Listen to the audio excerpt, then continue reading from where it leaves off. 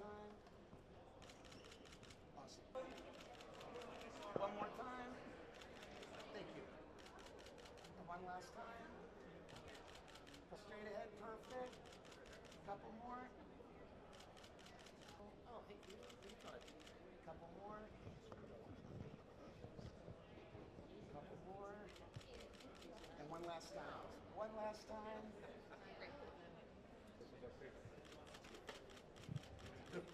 All right, one last one.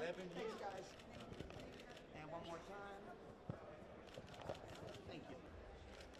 And one last time. One last time.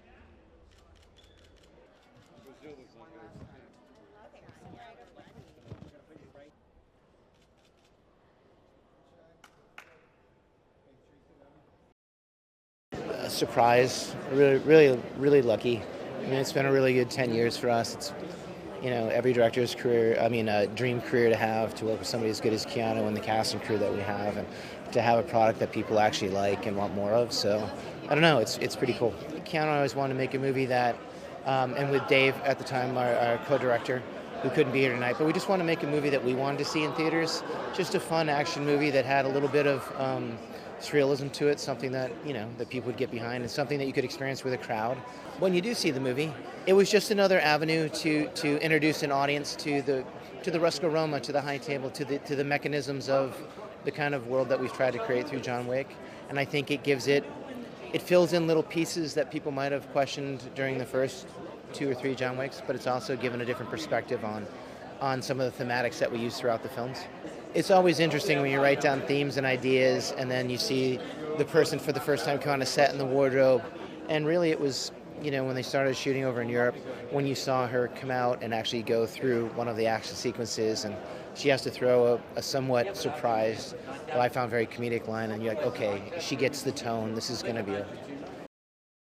It's so cool. It's such a testament to the movie and how far we've come 10 years later, that the fact that people and audiences still are so excited about this film and about seeing Keanu, and the world that we've created is just it's so amazing, and I don't take it for granted. John Wick 1 kind of was under the radar. A lot of people found it in its afterlife, in DVD and on demand. So I think a lot of people probably didn't see it in the theaters, which is really exciting. And then, look, we strive really hard to make the movies a cinematic experience. We go bigger and bolder with each film, and exotic locations, and really push the envelope with the action. So I think we always hope and dream of everyone watching them in the theaters. Especially, we spend so much time even with the sound and all the technical specifics of the craft. So it's so great for people to see it on the big screen. It's been a decade. I've learned everything pretty much about my job over 10 years. Chad has taught me that to always push yourself harder. He pushes me really hard. He never wants to hear no. And so we strive for greatness, and I think that you never take the no. You push through it. You push harder. Anna has been such an amazing addition to the John Wick universe. I think, what's interesting is the character of Eve is that she's really trying to get in and try to figure out what happened in her past, and is sort of searching, and that's what drives her. Whereas John Wick is a different kind of character. He is trying to get out, right? He's always he's sort of running from it. So there are very different ways into the world. What's cool about Ballerina is that we have a really interesting setting. I think Anna has done an amazing job training, and I think it's really cool as a woman to see kind of the assassin point of view from a female perspective, and how she fights and how she acts and how she relates to others is very different than how John Wick does it. So I'm most excited about that. It was a good script. It was always a good script, and I figured if it came together, the cast they had, it would work out. And I remember I was filming a year later in Atlanta, and the film was opening that Friday, and I got the driver to drop me off, and I went because I was filming in the afternoon. So I saw the first hour, and I thought, oh no, we're okay here. I mean, I can and I can't. Everybody's got an opinion about who Winston is with regard to Jonathan, John, whatever I call them. I mean, we've got Ballerina coming out next year, which takes place in between 3 and 4. Winston's in a gift for an actor, like in a franchise that got better and better because of Chad, mainly. I mean, I think it's wonderful that he's done all 4 of them, so he knows the story, knows the world, And Keanu's a great guy, and we usually get great people in the movies, and it's been a pleasure to do.